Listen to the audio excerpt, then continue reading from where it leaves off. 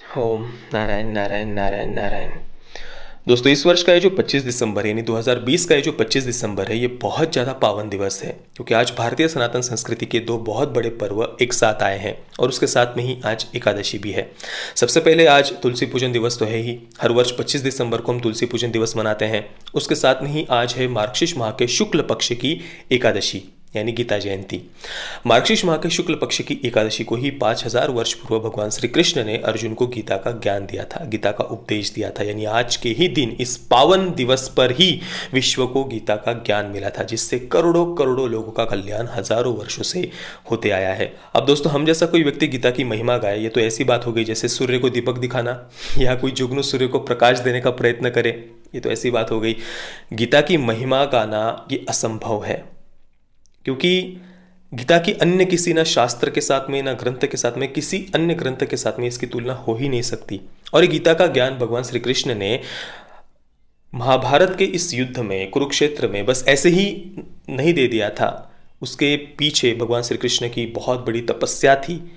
70 वर्ष की आयु में भगवान श्री कृष्ण अंगिका ऋषि के आश्रम में एकांतवास में गए थे। वहाँ पर वे वर्षों तक रहे और सांदीपनी ऋषि जो भगवान श्री कृष्ण के गुरुदेव थे, उनके आश्रम में जो ज्ञान भगवान श्री कृष्ण को मिला था, उस ज्ञान का चिंतन मनन वहाँ पर उन्होंने एकांतवास में किया था। और उसके बाद में ये गीता का ज्ञान भगवान श्री कृष्ण ने अर्जुन को दिया था। और आज हम इतना बड़ा हमारा दुर्भाग्य है दोस्तों कि आज हमें श्रीमद् भगवत गीता की महिमा बताने के लिए भी विदेशी तत्वचिंतकों के, विदेशी फिलोसोफर्स के उदाहरण देने पड़ते हैं कि भाई परमाणु बम के खोजकर्ता जो ओपनहाइमर है, उन्होंने श्रीमद् भगवत गीता के बारे में क्या कहा है, या हॉलीवुड के फलाने फलाने कितने कितने स्टार्स ने श्रीमद् भगवत गीता की महिमा गाई है, मैंने इस पर वीडियो भी बनाया था, या फिर अल्बर्ट आइंस्टाइन ने श्रीमद् भगवत गीता के बारे में क्या कहा है। ये बातें आज हमें बतानी पड़ती है हमारी युवा पीढ़ी को गीता की महिमा बताने के लिए।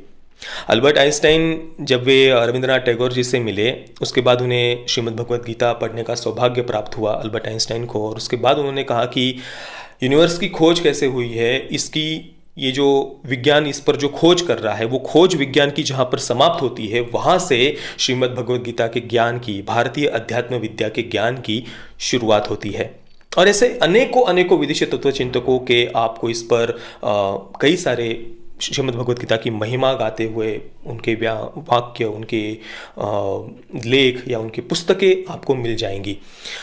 श्रीमद् भगवत गीता ही एक ऐसा ग्रंथ है विश्व में जिस पर सबसे ज़्यादा व्याख्याएं की गई है अलग अलग फिलोसोफर्स के द्वारा, भारतीय भी और भारत के बाहर भी। सबसे ज़्यादा व्याख्याएं श्रीमद् भगवत गीता की ही की गई है, पर फिर भी आज तक श्रीमद् भगवत गीता की पूर्ण रूप से महिमा कोई नहीं गा पाया है। श्रीमद् भगवत गीता में सब कुछ है। आपको जो भी ज्ञान चाहिए, जीवन की जिस भी समस्या का हल आपको चाहिए, वो आपको श्रीमद् भगवत गीता में मिलेगा। इसमें अनेकों प्रकार के योग है, ज्ञान योग भी है, भक्ति योग भी है, कर्म योग भी है, उसके साथ में ही समत्व योग भी है, जिसे भगवान श्री कृष्ण ने सबसे ऊंचा योग कहा है। समत्व योगम उच्यते, यानी सुख दुख, मान अपमान, लाभ हानि, सब प्रकार की मन की जो वृत्तियां आती है, उन सभी वृत्तियों में सम रहना, इसे भगवान श्री कृष्ण ने समत्व योग कहा है। तो ज्ञान योग हो, भक्ति योग हो, कर्म योग हो, या समत्व योग हो, या फिर यज्ञ विद्या हो, या पूजा करने की विद्या हो, या भोजन करने की विद्या हो, या कर्म करते हुए भी उससे निर्लेप रहने की विद्या हो, या शोक से मुक्त रहने की विद्या हो, कोई भी आपके जीवन का चाहे कोई भी प्रश्न हो, हर प्रश्न का उत्तर श्रीमद् भगवत गीता में है। वैसे हमारे भारतीय संस्कृति में ऐसे लाखों लाखों शास्त्र है, ग्रंथ है, अनेकों हमारे ऋषि मुनियों ने, पूर्वजों ने लिखे हुए हैं, पर हर एक ग्रंथ की एक सीमा होती है। कोई कर्म योग पर आधारित होता है, कोई ज्ञान योग पर आधारित होता है। जैसे कि योग वशिष्ठ महारामायण को अगर हम ले, यानी भगवान श्री रामचंद्र जी के जो गुरुदेव थे वशिष्ठ जी, उन्होंने प्रभु श्री रामचंद्र जी को जो उपदेश दिया था, उसे योग वशिष्ठ महारामायण कहा जाता है। वो योग वशिष्ठ महारामायण आप लेंगे तो उसमें ज्ञान योग की प्रधानता है। उसके अलावा अष्टावक्र गीता अगर आप लेंगे तो वो उसमें भी ज्ञान योग की प्रधानता है और बहुत जटिल है। अगर आप योग वशिष्ठ महारामायण और अष्टावक्र गीता को पढ़ेंगे तो आज के बहुत बड़े बड़े कथित विद्वान भी, उनकी बुद्धि चलना भी वहाँ जाकर बंद हो जाएगा। इतने महान ये ग्रंथ है अष्टावक्र गीता, योग वशिष्ठ महारामायण, पर वे ज्ञान योग पर आधारित है। तो श्रीमद् भागवत में भक्ति योग की प्रधानता है, पर श्रीमद् भगवत गीता एक ऐसा ग्रंथ है, ऐसा ज्ञान है जिसमें सब कुछ है। सभी प्रकार की विद्याएं हैं, सभी प्रकार के योग है, हर प्रकार का ज्ञान है, हर प्रश्न का उत्तर है। हम कितने ज़्यादा सौभाग्यशाली आप देखिए दोस्तों कि जिस भूमि पर श्रीमद् भगवत गीता का उपदेश दिया गया, उस भूमि पर हमारा जन्म हुआ है और इसी गीता के ज्ञान से करोड़ों करोड़ों लोगों का कल्याण होते आ रहा है हजारों हजारों वर्षों से। तो ये हमारा कर्तव्य बनता है कि हम इस गीता के ज्ञान को सब तक पहुंचाएं। और देखिए, गीता का ज्ञान किसी रिलीजन की बात नहीं करता है। वैसे तो हमारे जितने भी शास्त्र है, जितने भी ग्रंथ हैं हमारे, कोई भी रिलीजन की बात नहीं करता। हमारे सभी शास्त्र मानवता की बात करते हैं या मानव मात्र के, मनुष्य मात्र के कल्याण की बात करते हैं। केवल मनुष्य मात्र ही नहीं, प्राणी मात्र के कल्याण की बात करते हैं। केवल प्राणी मात्र ही नहीं तो नदी, नाले, पहाड़, इनके तक कल्याण की बात करते हैं। और केवल वही तक हमारे शास्त्र सीमित नहीं रहते, अंतरिक्ष के तक कल्याण की हम कामना करते हैं। शांति पाठ आपने पढ़ा ही होगा, और हर पूजा के बाद में, आरती के बाद में हम हमेशा ये पाठ करते हैं कि भाई सर्वे भवन्तु सुखिनः सर्वे सन्तु निरामया, सबका कल्याण हो, सबका मंगल हो, सभी स्वस्थ रहे, ये हम कामना करते हैं। बाकी आप विश्व के अन्य किसी मत या विचारधारा या रिलीजन की बुक अगर आप पढ़ेंगे तो वो एक पर्टिकुलर रिलीजन तक सीमित रहती है, और उनमें विश्व को दो हिस्सों में बांटा जाता है, बिलीवर्स और नॉन बिलीवर्स। ये कहा जाता है कि भाई जो बिलीवर्स होंगे उनको स्वर्ग मिलेगा, जो नॉन बिलीवर्स होंगे उनको नर्क मिलेगा। नॉन बिलीवर्स को कैसे कन्वर्ट करना है, कन्वर्ट करने के बाद में कैसे पुण्य मिलता है, कैसे स्वर्ग मिलता है, आदि बातें उनमें बताई जाती है। पर हमारे संस्कृति के जो शास्त्र है, जो श्रीमद् भगवत गीता है या अन्य जो शास्त्र है, चाहे योग वशिष्ठ महारामायण हो, अष्टावक्र गीता हो, श्रीमद् भागवत पुराण हो या अन्य जो हमारे वेद है, उन सब में मानव मात्र के, मनुष्य मात्र के, प्राणी मात्र के कल्याण की बात की गई है। इस भारत भूमि ने कभी किसी रिलीजन की स्थापना नहीं की है। हमारी जो सनातन वैदिक संस्कृति है या हिंदू संस्कृति है, जो भी आप कहिए, वो हमारी पहचान है, सभ्यता है। इस भारत भूमि की वो एक संस्कृति है, और इस सनातन वैदिक संस्कृति का अस्तित्व जब तक रहेगा तब तक विश्व में प्रेम, करुणा और मानवता का अस्तित्व रहेगा। और इसी कारण से हमारा ये कर्तव्य बनता है कि हम इस गीता के ज्ञान को विश्व तक पहुँचाएं। ये हमारी धरोहर है।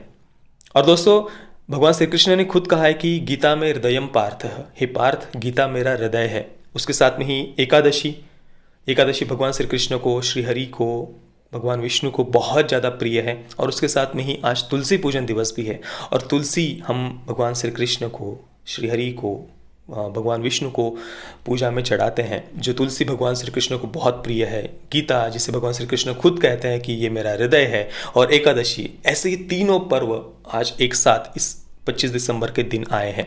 तो इस पावन पर्व की सर्वप्रथम तो आप सभी को ढेर सारी शुभकामनाएं। अब देखिए, ये जो तुलसी पूजन का पावन पर्व है, इसकी शुरुआत मेरे गुरुदेव पूज्य संत श्री आसाराम जी बापू जी के द्वारा की गई है। उनकी प्रेरणा से ही ये तुलसी पूजन दिवस हर वर्ष 25 दिसंबर को मनाया जाता है। मैं जब मेरे गुरुदेव के आश्रम में था 8 वर्ष, तो वहाँ पर मुझे सौभाग्य मिला था युवा सेवा संघ में सेवा करने का। तो गीता जयंती पर हर वर्ष हम रथ यात्रा निकालते थे, शोभा यात्रा निकालते थे गीता जयंती की, लोगों को गीता जयंती के बारे में बताते थे। साथ में ही तुलसी पूजन दिवस भी विश्व भर में पूज्य बापू जी के साधकों के द्वारा, शिष्यों के द्वारा मनाया जाता है। तो इस वर्ष भी जो तुलसी पूजन दिवस है, तो बापू जी की जो शिष्य है, साधक है, उनके द्वारा विश्व भर में ये तुलसी पूजन दिवस मनाया गया है। और इसी कारण से मध्य प्रदेश के जो मुख्यमंत्री है शिवराज सिंह चौहान जी, हिमाचल प्रदेश के जो मुख्यमंत्री है जयराम ठाकुर जी, असम के जो शिक्षा मंत्री हेमंत बिस्वा शर्मा जी, या गौतम बुद्ध नगर के जो सांसद है डॉक्टर महेश शर्मा जी, इन सभी के द्वारा पूज्य बापू जी की प्रेरणा से ये जो तुलसी पूजन दिवस के कार्यक्रम हो रहे हैं, गीता जयंती है, उस पर आश्रम को उनके द्वारा शुभकामनाएं दी गई है। धन्यवाद उनके द्वारा किया गया है कि इतना महान कार्य ये लगातार आश्रम के द्वारा किया जा रहा है। तो इसकी ही कुछ आप तस्वीरें, फोटोज देखिए।